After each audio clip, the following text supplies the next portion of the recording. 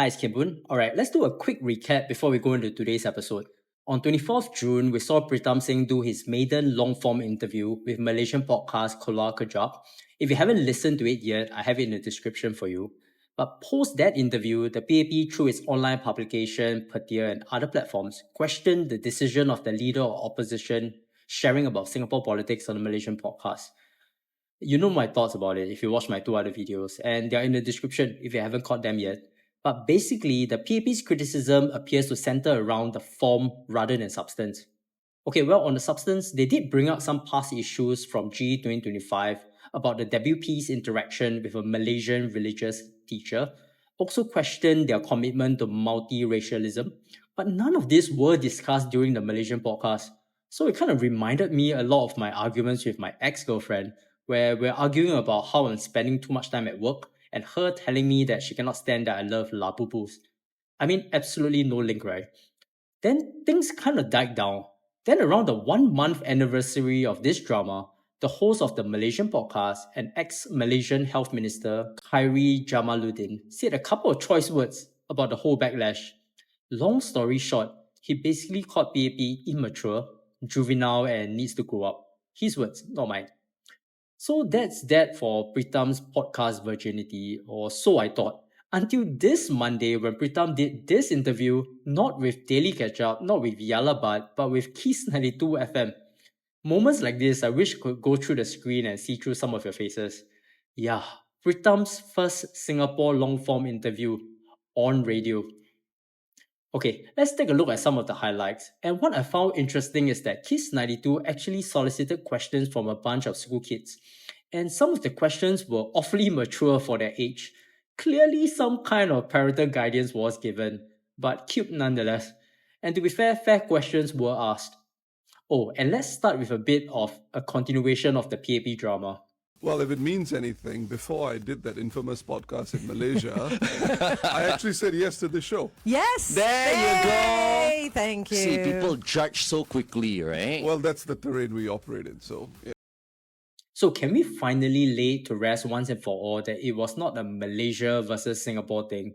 In fact, unless someone can highlight exactly what Pritam said that was so wrong during the Malaysian podcast interview, you know, the substance of it, I'm going to continue to call it a nothing burger. And now that he actually said that he agreed to do a Singapore interview first, so even the question of form is no longer an issue. And it actually reminds me, let's have a quick discussion about going on radio. It's a bit odd, yeah? I mean, radio seems like this dinosaur medium, and I thought long and hard about this choice. And I guess it's really like a live stream, and I don't know whether questions were sent to him beforehand, but doing it live makes his answers more authentic. And I was recently on Money FM for a segment, and I've come to realize that on radio, there's really only a 5-second edit window. And in Pritam's case, the room is full of people with cameras. So basically what he says is what you get. And I think the use of radio was kind of strategic. There's none of the heavily edited content that we often see with our politicians. So this unvarnished interview was a good look for Pritam and very on brand with the Keep It Real branding for the Workers' Party. Also an interesting observation, if you look at the clips later, you will notice that Pritam is a little fidgety. And I can tell you from personal experience, this is the downside of radio. In podcasts, you get to sit down in what's usually a nice sofa with coffee table and stuff. But in a radio setting, they put you on this swivel chairs, and it's super, super difficult to not want to twist around a little, you know. And that's probably why we see Pritam being a bit twitchy. So I, blame the setting, not the person. What actually inspired you to get into politics? Well, like many of my colleagues, we envision a better Singapore. We understand that there are issues which we feel strongly about. And ultimately, for many of us, if you feel strongly about something, you should step up and organize and participate and start. You have to start somewhere. And the Workers' Party presented a fantastic platform for me. And I started my journey volunteering there. And still on that journey, still always looking forward to a better Singapore for everyone. And that's how it started for me. Actually, this is a quick appeal to those of you who have capacity to help. So I used to be one of those that just work, and don't give a crap about anything or anyone. And what really changed my mindset was starting RDP, and also when I got involved as a case writer in Meet the People sessions. And this is where I really learned about people who need help, especially marginalized groups. What's the hardest thing, though? I mean, being, in politics here in Singapore and being part of the opposition. Well, I think you want to make a difference and you want to make a positive difference. And sometimes you can be your harshest critic. And a lot of the time, you need information, you need an understanding of government policy. Why is it working in a certain way? Why is it not working in a certain way? And when things are introduced, they are introduced because there's obviously a need. And, government policy being what it is, sometimes people fall through the cracks. So this whole thing about watching out for people falling through the cracks, I want to talk about a real example. An ex-con who wants to turn over a new leaf and find a blue-collar job to secure a future for himself and his family, but he couldn't apply for a savings account with any bank in Singapore because of the specific financial crime that he committed. And some fast food joints won't be able to hire someone like him because they can't credit his salary. And as some of my friends tell me, that is just crazy stuff. Because having a bank account is almost like a basic human right. And you already paid for your crime and now you have to keep paying for it. So this is just one of many examples that I came across during this MPS where, so I guess if you have some capacity, do check out the opportunities with PAP or WP. I think at the minimum, you could improve someone's life. And who knows, maybe you'll see it at GE 2030. And it's always about ensuring that we have a good society, a good country, a good system. And for that, I've always believed very strongly that you need a balanced political system. And that's where me and my colleagues come in. Right. So the idea of a good balanced political system, I got a few thoughts about what that means to me. So I'm generally hyper-competitive when it comes to everything. So when someone's out there doing something, I want to do it better. And look, I think the PAP has done a remarkable job bringing Singapore to where it is today. Even Pritam himself said so in a Malaysian podcast. The opposition has a very difficult job. How do you bring forward this vision of a participatory democracy, a more balanced political system, when we've probably got some of the best public libraries in the world, a very, very highly regarded public housing system? It has its issues with costs, and we can talk about that in time. But generally, I mean, on a day-to-day level, it's okay lah. The question is whether PAP can do even better. And competition is a key part of that. And this is not just some theory, huh? Look at what's happening after GE 2025. I recently added almost all of Singapore's politicians to my Instagram. Everyone's working hard, and whether you're from PAP or alternatives, and everyone's selling the hard work. And while some have criticized that the government has not been transparent enough, things are changing. Hello everyone, I'm now just outside Sengkang Green Primary School between Block 445A and 445B. I understand that many residents were looking forward to a covered linkway to make life that much more convenient every day, come rain or shine. Our team have actually started work, led by engineer Raj. But as we dug, we found gas, electrical and telecom cables, which makes the project for now unfeasible. So what is the root cause that we cannot continue with the project? Initially, after the project has been awarded, we have proposed to my internal cable detector. The cable detector come along to the site, then using the cable detector has found out lot of services. After the conclusion with the consultant, they say it's not feasible. I want to thank the residents for your patience and understanding. I understand that this project has caused some inconveniences. We'll look at other ways to upgrade our neighborhood and we'll keep you updated. I mean, look, MP Ng Chee Meng putting up videos like this to walk through the why and how, even when some initiatives are not possible for Jalan Kayu, that is very much appreciated. And my view is that municipal efforts from the opposition is driving the PAP to work harder. So I would say having a meaningful opposition presence is important, even if they are not in parliament. And perhaps it is not so strange that there's so many alternative parties, even for a little red dot like Singapore. And there's a lot more to a balanced government that I can talk about. Things like transparency, free and fair elections. But this is not a lecture on governance, so I'm going to move on. How often do you walk the grounds? Because I get the impression like, you and your team and, everybody else, the MPs and stuff like that, they meet the people sessions and stuff. How many times a week does that happen? Is that an everyday thing? No. Meet the people sessions happen commonly once a week. But then there are, of course, other engagements on the ground that you undertake. You've got your house visits. Sometimes you visit the local community nodes. And then there's always the case of doing estate inspections or estate walks. Right.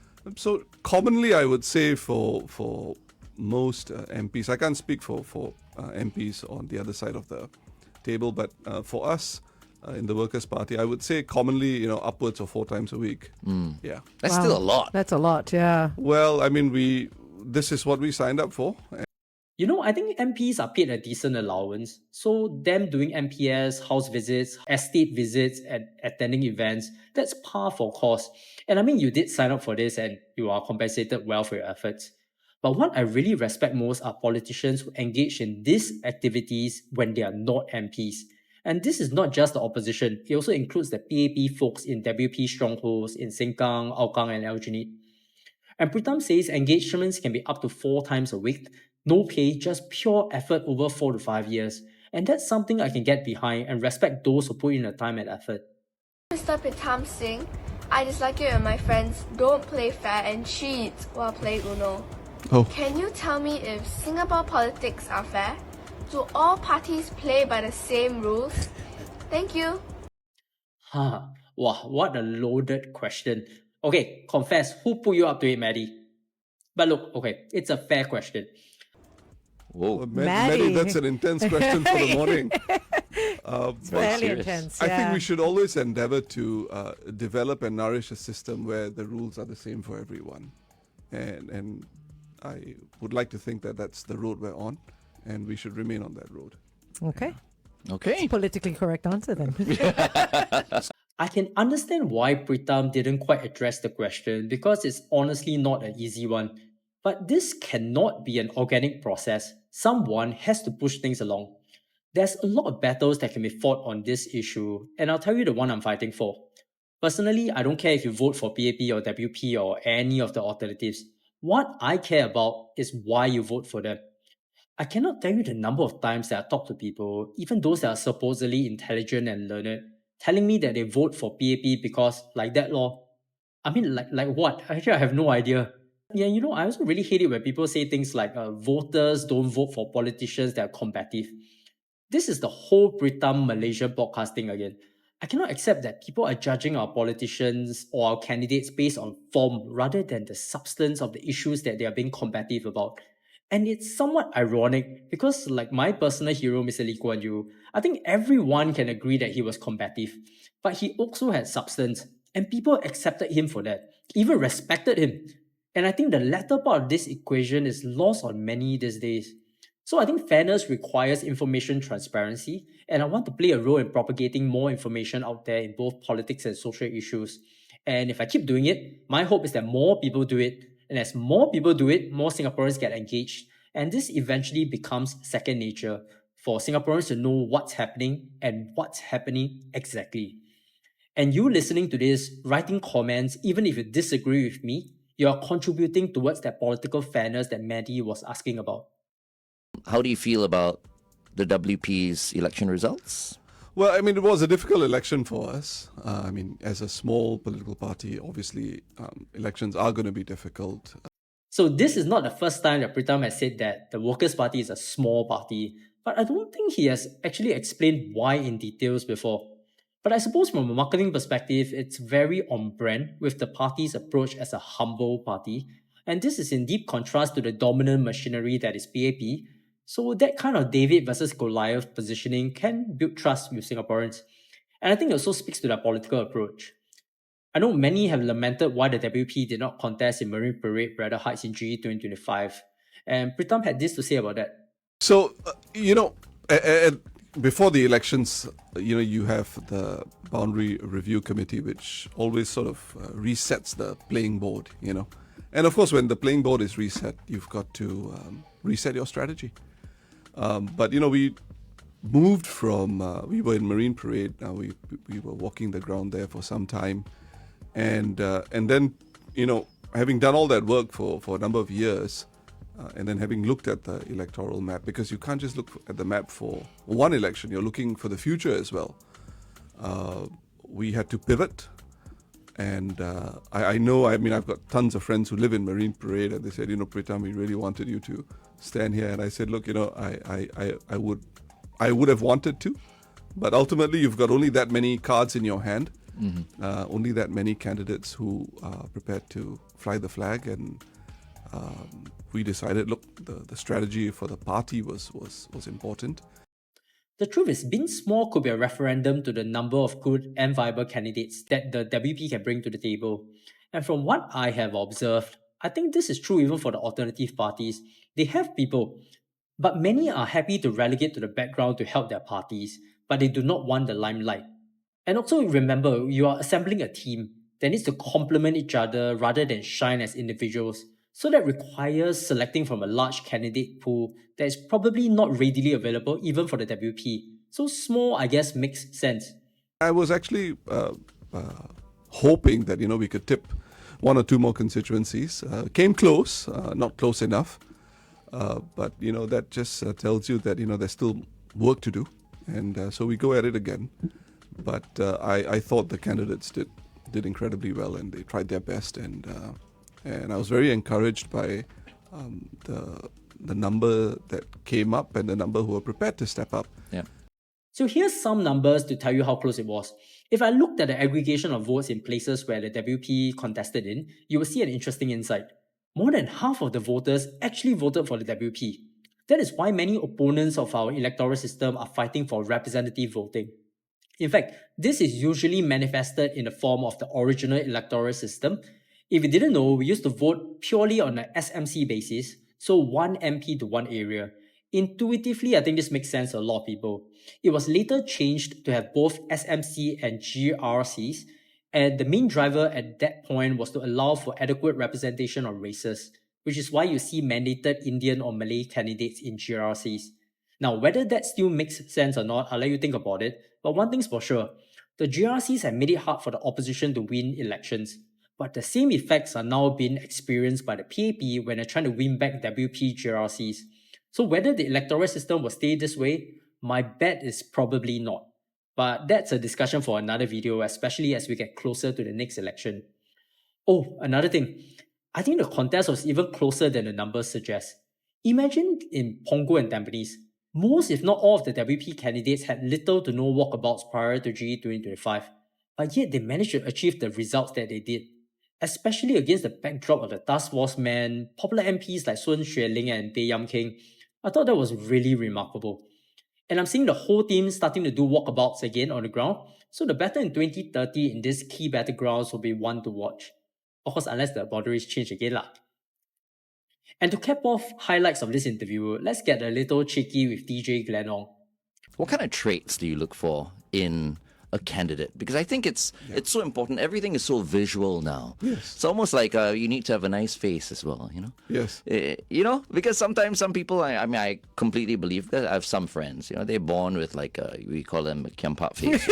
It's like, not very likable, it's harder, for them. But if you got a likable face, you look sincere and you're knowledgeable, that makes for a very good candidate, right? Is Alexis Deng single? Alright, before the feminist starts to get their pitchforks, Alexis obviously very easy on the eye, but as we have discussed in this video a number of times, form has to come with the substance. I want someone solid to steer Singapore beyond SG60, and Pritam clarified as much in his view of Alexis. I think those things are a good entry point, but they're not going to sustain you for the long haul. Right. So you've got to have the passion for something. I mean, you've got to believe in the cause. And that belief usually is the one that will see you through even your darkest days. Certainly, I mean, there are certain character traits which are attractive for the political space. But again, I wouldn't want to place too much emphasis on that, because that's not going to really hold you through all the way to the end. Right. Yeah. So you need a balanced personality in many ways, and someone who's prepared to work hard, especially in the opposition, because you don't really have much wind behind you to push you forward. You've got to create that wind through your own energy and your own effort. She is single. Okay, that's all. But she's a woman with a lot of iron in her spine. Okay. Very strong woman.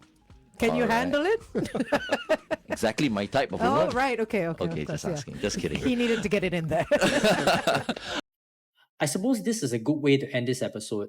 While the form of what we see in politics, politicians, and policies can look good or bad, it is so important for Singaporeans to be able to understand the substance beneath that. When we see our politicians overseas, looks odd maybe, but was there something actually wrong being said? When we see pretty politicians, looks nice, maybe, but what do they bring to the table for Singaporeans? These are the depth, substance, and questions that we must grapple with as we look at politics. And to be honest, I think this will be a journey, and we must ease Singaporeans into this discovery process. Going 100 km per hour, explaining why the electoral system in Singapore is broken and that we need regime change, that's not going to change hearts and minds. But maybe if we all did our part and slow feed the information, maybe one video at a time in the channel like Red Dot Perspective or Yalabat, or a cartoon like Engineer does in Instagram, we can elevate our collective political awareness together. That way, whether it's PAP or WP or an alternative party in power in Singapore, we can collectively say that they are governing our proud nation because they deserve it. And before we go, don't forget to subscribe, like, or share, all the good stuff to encourage YouTube to bring our content to more Singaporeans. And you guys have a good rest of the week, and I'll see you guys at the next episode.